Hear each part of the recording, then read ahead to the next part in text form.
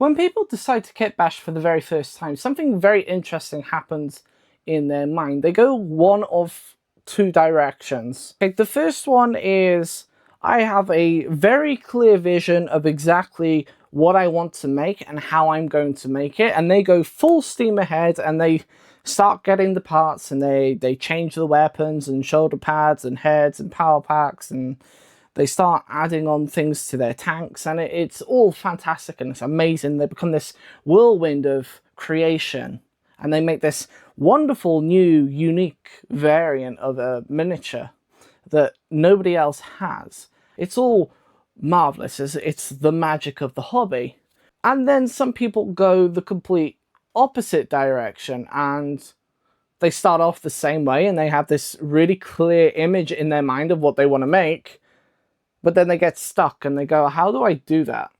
What can end up happening here is that people will find that they may question whether or not they have the ability to kitbash a miniature because they're unsure of what components to use or how to get the pieces to come together in a way that looks like they're supposed to be there. Now, when you go in to do your very first few kit bashes, you have to be extremely careful and you need to be aware of a few things. The first one that you need to be aware of is what components do you actually have access to right now, this minute?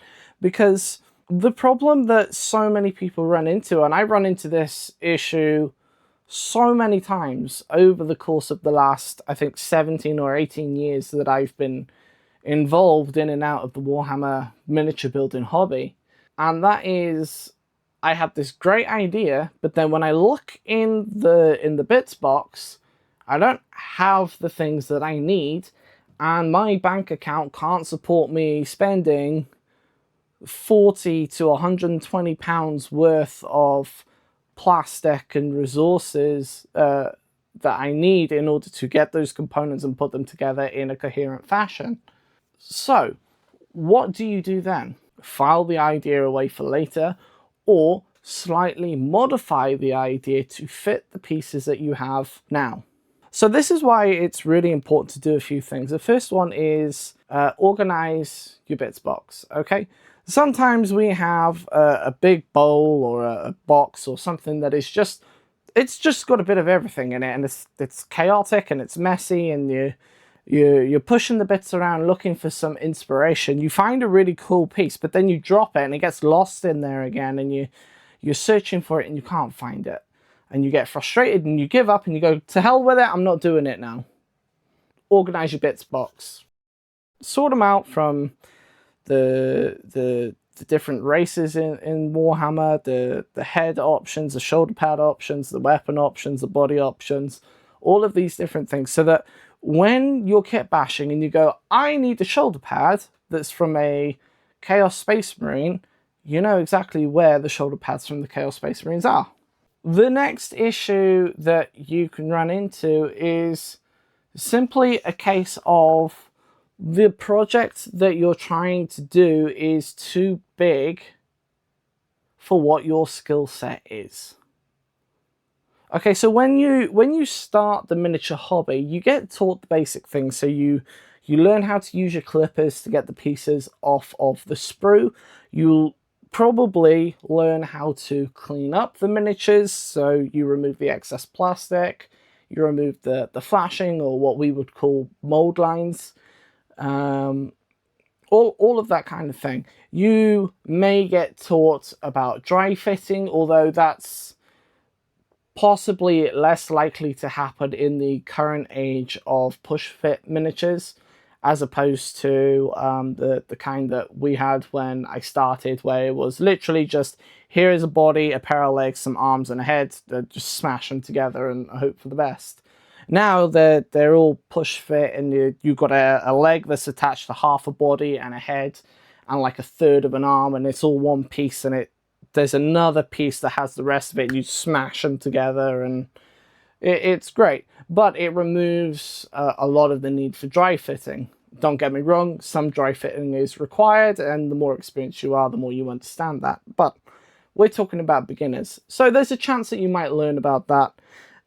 Then you learn about the glues that you use. So typically you would use polycement, which is a type of glue that melts plastic, and basically when it dries it fuses them together into a singular piece. After that you start to paint and away you go, and it's fantastic. That's basically the crux of or the foundation of the hobby as a whole. That's how you build a miniature. When you go into kit bashing, the rules begin to change, and you very quickly realize that those foundational skills that you were taught are not sufficient in order for you to kit bash a miniature.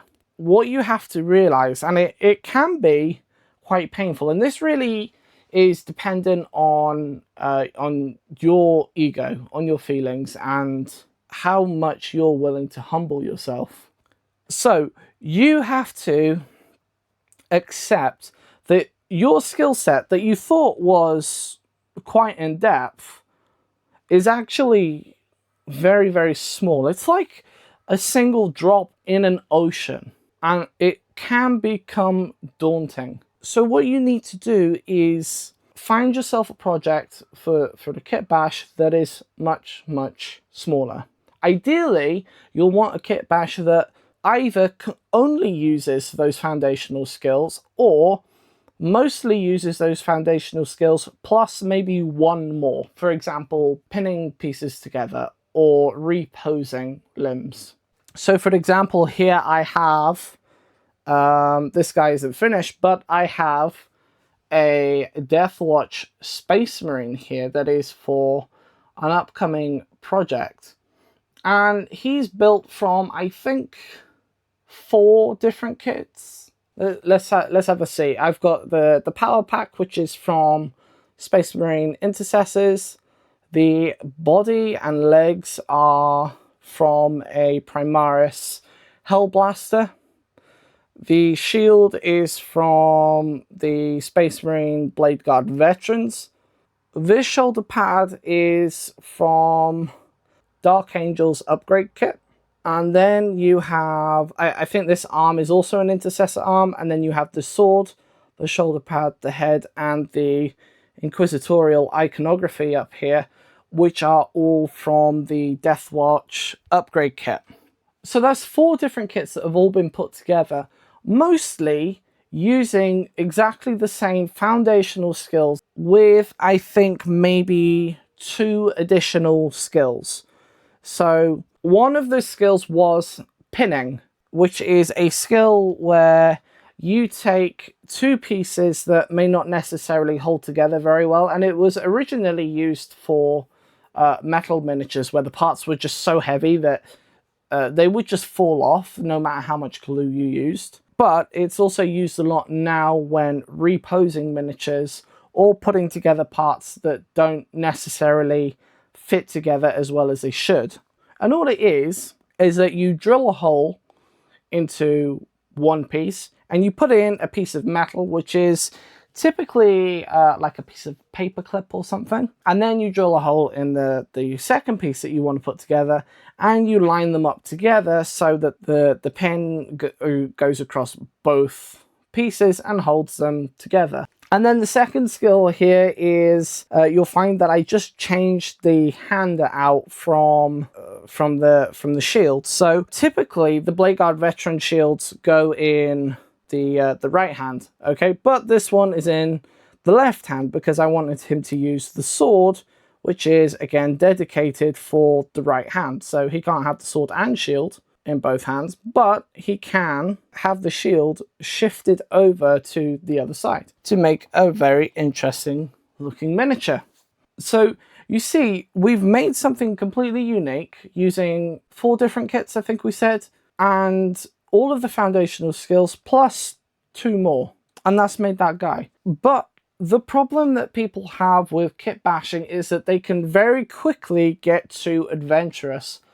And when you start researching into using plasticard, using cables, using parts from an old keyboard or a squirty gun or an old toy, it becomes complicated very, very, very quickly. And what happens is that your skill set and the way that your brain has been trained to think about the miniatures has not yet reached that level. And so it feels threatened and it draws away.